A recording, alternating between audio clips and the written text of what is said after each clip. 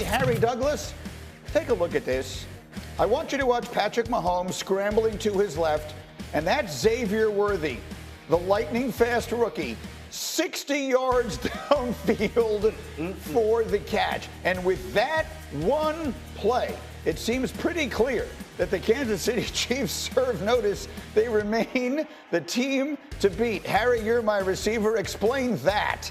Well, number one, if you're a DB, if you're going to be playing against the Kansas City Chiefs, get your Bengay, your Icy Hot, your Flexall, put it on your hamstring, your quads. Son, get out of your back pedal. 4-2-1 is coming at you. He is, quite literally, for those who are not aware, Xavier Worthy. He ran the fastest 40 in the history of the NFL, of the football combine, the NFL combine. So he's literally that fast, and there he is behind the defense on that 60-yard dime from Patrick Mahomes. Herman Edwards, you have two different perspectives on this because you were a defensive coach, and before that you were a defensive back. So talk to me, Herman. What are we doing with this rookie in Kansas City? Well, Harry mentioned it, but, he's a guy. There's a lot of guys that run fast, like he has 4.2 speed, but some guys only have 5.2 hands. But this guy can catch, actually, so that's a problem. And he can beat you vertically. He's a guy that also, when you think about the Kansas City Chiefs, it's really catch after the run. Mahomes is not a guy that's going to sit back there and throw deep balls. I mean, that's not the Andy Reid offense. It's more crossing routes, those kind of deals where he can catch it and run, and this guy has speed along with Brown. And then the problem is, and I've said it the last 3 years, no one can cover Kelsey. We haven't covered him yet. You could have 12 guys, they can't cover Kelsey. But Mahomes, obviously, best quarterback in football, and when he can throw it the length of the field like this with speed, with a guy that can catch, this is a 4-2 guy that can catch, that's a good thing. Very quickly, you made that point to me this morning. Yep. People think of Xavier Worthy, people who don't know him and didn't watch him in college may think, well, he's just some freakishly fast guy. He's much more than that. Well, yes, he's a natural wide receiver that happens to be fast and 4.21 speed. He's the guy that can route you up, run just about any route on the route tree, can get in and out of breaks. And like Coach mentioned when he was commentating over this video, he has hands. So Xavier Worthy, watch out, because, boy, he's coming. And Dan, I love it when teams are intentional. You saw the Chiefs knew what their weakness was. Yes. They went out, they drafted this guy, and they signed Hollywood Brown. Right. So the first 4 years of Patrick Mahomes as a starter, he averaged 14 touchdown passes a year from outside the red zone. Then 2 years ago, he had 7, and last year he had 3. What happened? They traded Tyreek Hill. They don't have that downfield speed element in their offense anymore. So you're not coming in and asking a rookie to be Tyreek Hill. Tyreek Hill's one of the best there is. True. But he does bring an element that the offense has been lacking the last couple of years. And another point Harry made this morning, I want to give him credit. If your quarterback can throw it like that, run into his left, and throw it that far, it probably doesn't really matter that much. It's insane, who your receivers are. And to your point, though, the Chiefs' pass game last year, they were 25th in explosive pass rate. Yeah. So that wasn't good at all. So it has to change. Keep showing this. He's on a dead run to his left, spins, flips his hips, and puts that ball right there. Sorry, this is what you're going to do right here. Just in deep prayer. Herman, all kidding aside, I mean, you were a defensive back. You must have played against guys who are faster than you. When the other guy is just faster than you are, what do you do?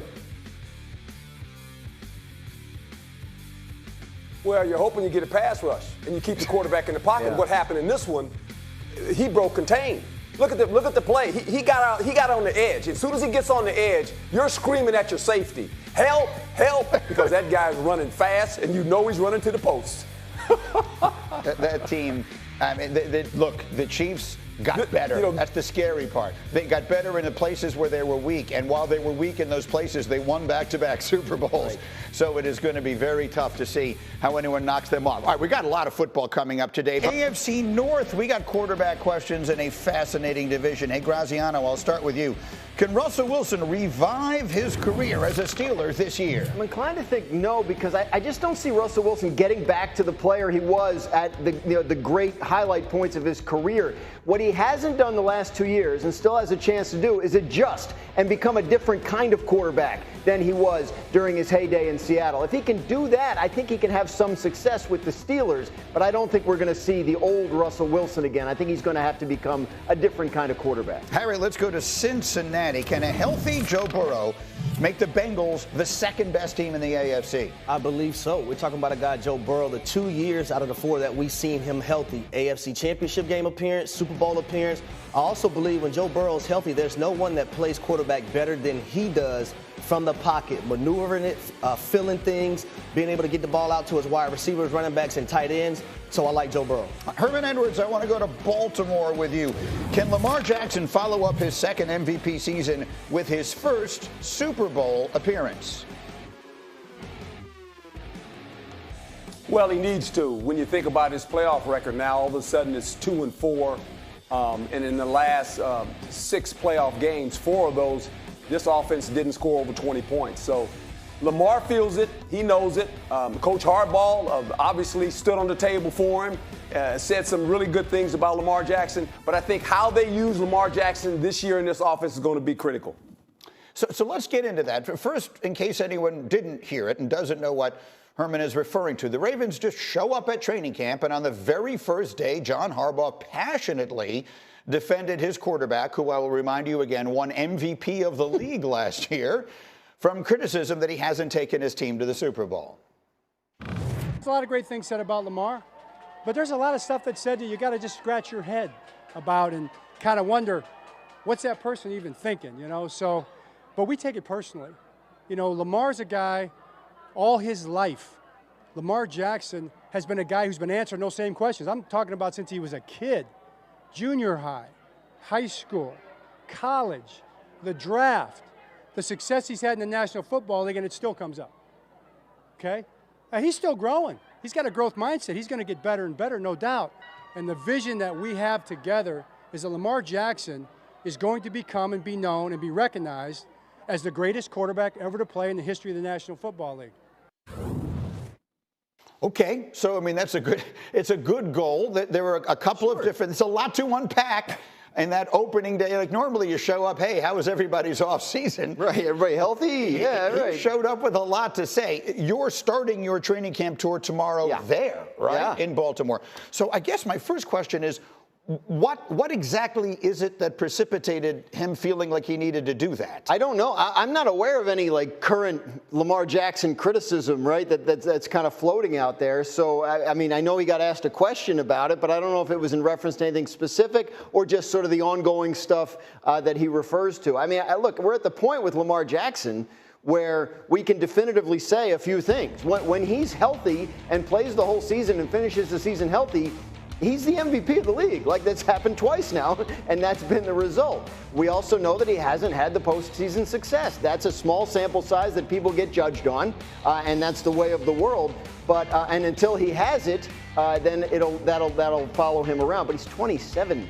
And he's won the MVP twice. And he's capable of doing things on a football field that literally no one else is. I think I'm with John Harbaugh that I think whatever criticism there is out there of Lamar goes too far and is largely unfounded.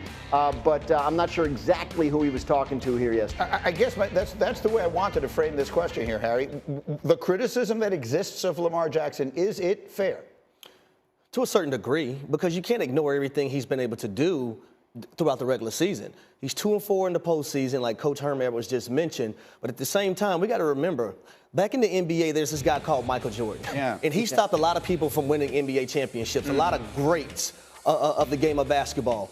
Well, when you look at Lamar Jackson, you look at Josh Allen, you look at a lot of these other quarterbacks that are young, there's this guy named Patrick Mahomes that is keeping a lot of these players from winning NFL championships. That's just the reality of it. There's no way around it. There's no way to cut the corner. But I think for Lamar Jackson now, when you get in these playoff settings, what I want him to do, don't forget who you are. I love that you're learning to play the quarterback position from the pocket better, but when you get into these matchups, resort back to who you are and what got you there. Let me have Herman Edwards take everyone down memory lane a little bit here, okay? First and foremost, with regard to Mahomes, I feel the need to keep saying this. Patrick Mahomes is the only starting quarterback in the NFL under the age of 35 who has won a Super Bowl. Right. So the same criticisms of Lamar Jackson, if you want to attach them, can be attached to Joe Burrow, Josh Allen, Jalen Hurts, Justin Herbert, anyone you want. No one else under the age of 35 has won one. So, but put that aside for a moment. Herman, when you were the coach of the Jets, you played the Indianapolis Colts in a playoff game at the end of the 2002 season. Do you happen to remember how that game ended? Yeah, pretty good, by the way. And we played Peyton Manning. Yeah, exactly. And what was the final score of that game? Do you remember? It was 50-something. It was 41-0. You probably remember it was 50-something. Was it 41?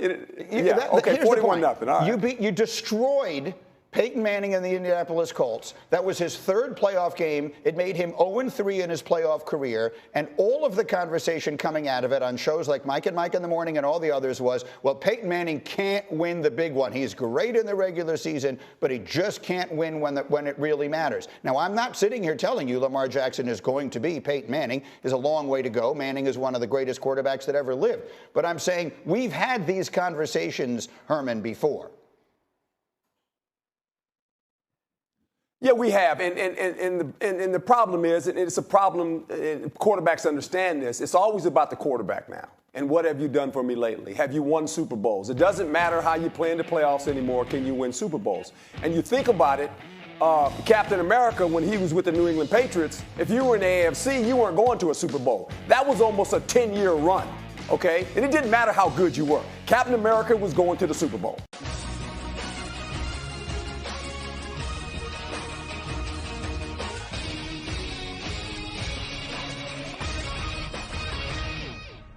As a dedicated Eagles fan, the prospect of bringing in a seasoned receiver like Juju Smith-Schuster is undoubtedly exciting. The Eagles already boast one of the most formidable rosters in the NFL, loaded with talent on both sides of the ball. However, the idea of adding Smith-Schuster into the mix ahead of the 2024 season sparks an intriguing discussion about the potential benefits and strengths he could bring to the team. Firstly, Smith-Schuster's experience and proven track record in the league cannot be overlooked. Despite a challenging 2023 season with the New England Patriots, his previous success, including a Super Bowl win with the Kansas City Chiefs, demonstrates his capability to perform at the highest level. His ability to bounce back from a down year, especially now that he's fully healthy, suggests that he could be primed for a resurgence. Injuries have indeed hampered his performance, but a healthy Juju Smith-Schuster can be a game-changer. One of the most compelling aspects of this potential trade is the depth and versatility Smith-Schuster would bring to the Eagles' receiving core. With A.J. Brown and Devonta Smith already established as the top targets, adding Smith-Schuster as a number 3 receiver would give the Eagles an incredibly potent trio. His physicality, strong hands, and ability to make contested catches over the middle would complement Brown's and Smith's skill sets perfectly. Smith-Schuster's knack for making critical plays in clutch situations could provide Jalen Hurts with another reliable option, particularly on third downs and in the red zone. Moreover, Smith-Schuster's presence in the locker room and on the field would be invaluable. He brings a wealth of playoff experience and a championship mindset, which are crucial for a team with Super Bowl aspirations.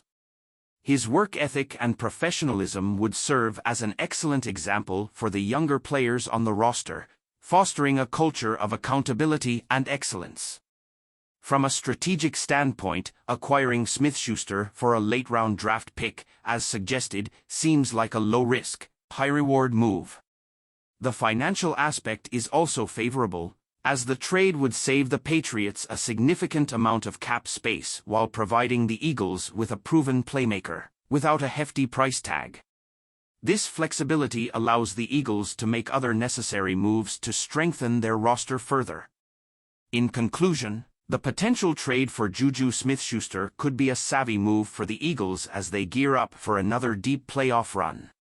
His experience, versatility, and proven ability to perform under pressure align perfectly with the team's championship goals. While the Eagles already have a strong roster, the addition of Smith-Schuster could provide that extra spark needed to elevate the team to the next level. As fans, we can only hope that the front office continues to make such strategic decisions that enhance our chances of hoisting the Lombardi Trophy once again. Fly Eagles fly. Vasco anuncia a contratação de Emerson Rodrigues. atacante colombiano, chegou ao Rio na terça-feira passada. Primeiro reforço do clube na janela do meio da temporada, Emerson Rodrigues foi anunciado pelo Vasco na tarde desta terça-feira. O colombiano chega a São Januário emprestado pelo Inter Miami. Emerson Rodrigues chegou a terça-feira passada ao Rio de Janeiro para fazer exames médicos e assinar com o Vasco.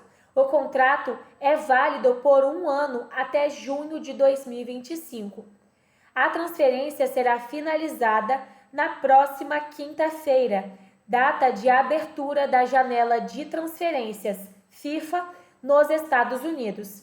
Estou muito feliz por estar aqui, de vir ao Brasil, ao Vasco da Gama, uma grande instituição que me abriu as portas. Espero poder fazer uma grande temporada e um grande campeonato com os meus companheiros, disse o jogador.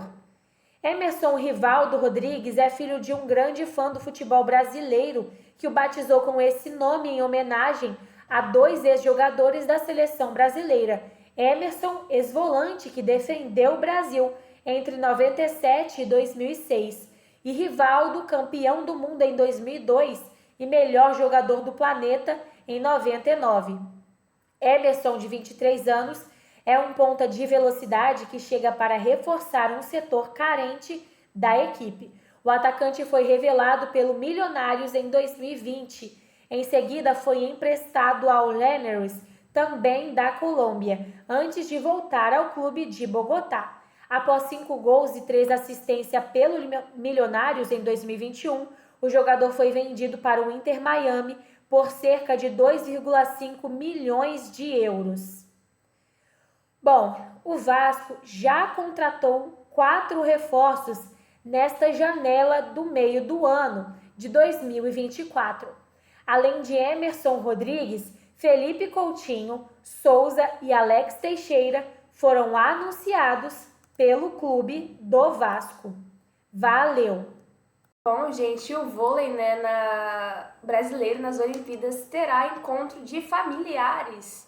Seleção feminina e seleção masculina terão pessoas da mesma família em busca de uma medalha em Paris. Bom, disputar as Olimpíadas sozinho já deve ser uma emoção enorme, mas disputar as Olimpíadas ao lado de alguém que você ama é muito mais do que especial.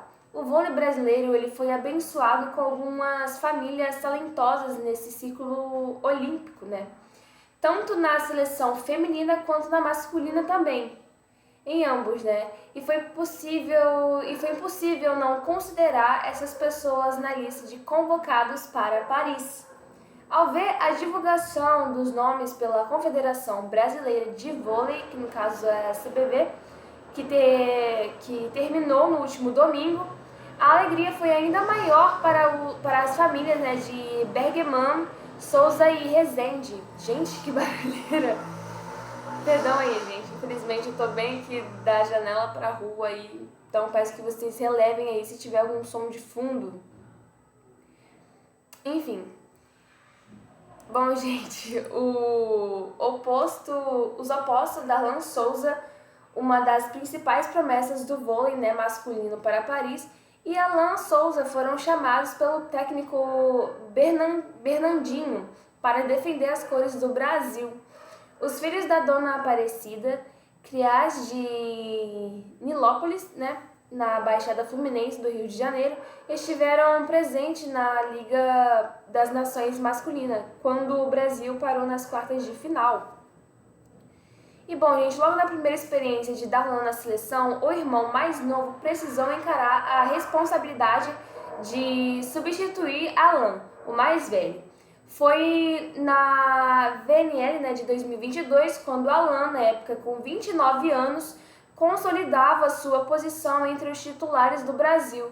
O oposto sofreu uma ruptura do tendão de Aquiles e precisou ficar fora do Mundial.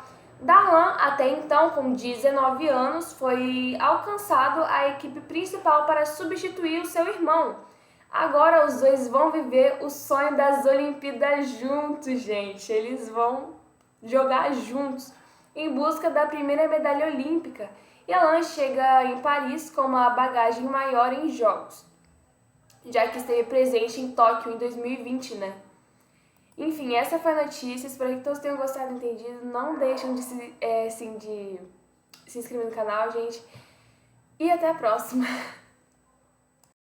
Bom, pessoal, a CBV anuncia convocados da seleção masculina de vôlei para as Olimpíadas. Bruninho e Thales foram os primeiros nomes em anúncio feitos, né, aos poucos, né, nas redes sociais. Bom, o Brasil, né, conheceu a lista de convocados do vôlei masculino para as Olimpíadas. Neste domingo, a Confederação Brasileira de Vôlei, que no caso é a CBV, revelou aos poucos nas redes sociais os nomes que foram selecionados pelo técnico né, Bernardinho. Por meio de personalidades famosas, o levantador Bruninho e o libero Thales, né, foram os primeiros nomes anunciados, seguidos pelos ponteiros Leal, Adriano, Lucas Bergaman e Lucarelli. Os centrais serão, né, o Isaac, Flávio e Lucão. O levantador será o Fernando Chachopa, acho que é assim que fala. Acho que é assim que fala, Fernando. Chachopa não, gente, Cachopa, meu Deus. E os irmãos opostos, Alan e Darlan.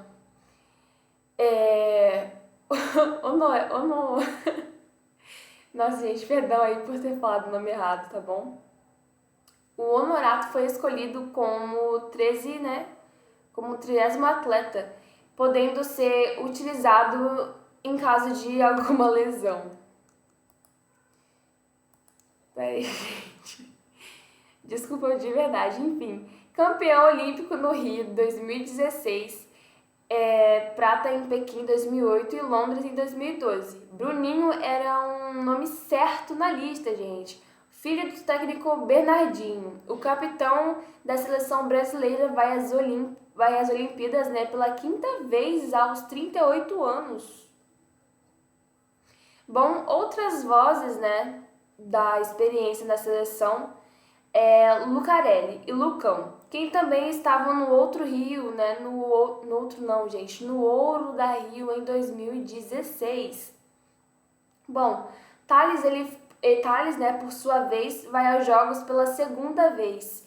Ele esteve no grupo que ficou na 4ª posição nos Jogos de Tóquio. Iondi, acho que é assim que fala, né? Iondi Leal também esteve em Tóquio, nascido em Cuba. O ponteiro de 35 anos começou a jogar no Brasil em 2012. Pouco depois começou o processo de naturalização. E em 2017, finalmente pode começar a defender... Perdão aqui, gente. Pode começar a defender o Brasil, se tornando o primeiro estrangeiro da seleção brasileira de vôlei. Bom, gente, essa foi a notícia. Espero que todos tenham gostado e entendido. Não deixem de se inscrever no canal, entendeu? Então, assim, gente, se inscreve no canal, deixa seu like. E é isso. Um beijo para todos vocês.